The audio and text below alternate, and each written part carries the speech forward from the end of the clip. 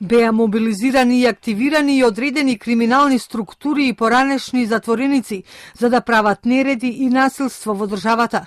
Нашите служби заслужуваат пофалба за тоа што информираа и превенираа навреме, вели шефот на државата Ѓорѓе Иванов во интервју за весникот Дневник. Уште од почетокот на кризата, нашите пријателски држави и нивните служби не известуваа за тоа што не очекува и што се подготвува. Оние што мислеа дека можат да направат насилни акти и активности што не се во согласност со уставот и законите, си ги потценија сопствената држава и нејзините институции и служби. Не само што сме перманентно известувани од партнерските служби, туку и председателите на неколку држави лично ми соопштија детали за сценаријата што се подготвени за Македонија и за она што допрва не очекува, вели Иванов.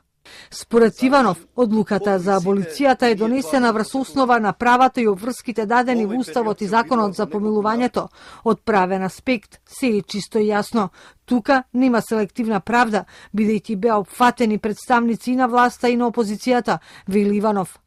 Ако Заев е искрен, треба да обелодени што кажал по мојата одлука. Ја поздравил и истакнал дека помилувањето е начин да се излезе од кризата, а некои од опозицијата кои биле на листата со помилуваните дури и славеле, но веројатно поради притисокот што им бил извршен, иако не по нивна волја, во меѓувреме си го променија мислењето, вели Иванов во интервјуто за Дневник. Иванов предупредува дека е недозволиво да се користи СЈО за потребите на една политичка структура, што е тоа освен селективно постапување, но и покрај дадените помилувања, СЈО имаше можност да конфискува имот што е стекнат на незаконит начин, вели Иванов. Според шефот на државата, помилувањата не го опфаќаат тоа.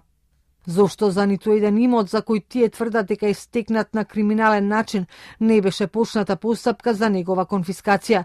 Исто така, сегашните уцени од страна на опозицијата дека Уставниот суд морал да се произнесе за специјалното јавно обвинителство е токму израз на нивното сомневање во уставноста на таа институција. Зошто да се врши притисок врз Уставниот суд да се произнесе кога при носењето на законот за СЈО тие морале да внимаваат на неговата уставност. Ово обвинителство си има своји надлежности и нека си ја врши својата работа, а не да служи како инструмент за уцени, пресметка и селективна правда, вели Иванов. Според председателот, местото за решавање на сите спорни прашања, па и кризи, е токму во институциите на државата, а не во странските амбасади. Со тоа се покажува сервилност кон странците, вели Иванов за Дневник.